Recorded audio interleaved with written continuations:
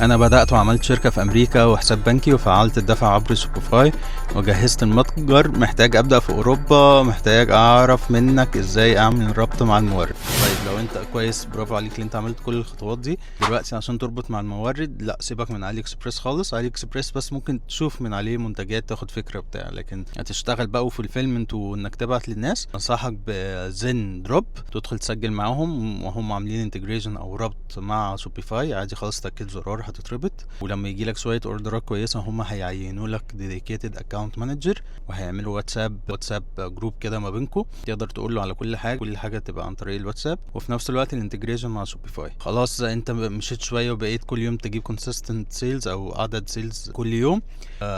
في بقى برايفت سبلاير يكون معاك في الصين، هو اللي يعمل لك كل حاجه، اي حاجه انت محتاجها هو اللي يعملها لك. دي مرحله بعد ما يبقى عندك عدد اوردرات كويس. لو عايز اسم السبلاير او لو اي حد عايزه يكتب لي بس في الكومنت كلمة سبلاير وانا هبعته له على طول. ربنا يوفقك ان شاء الله.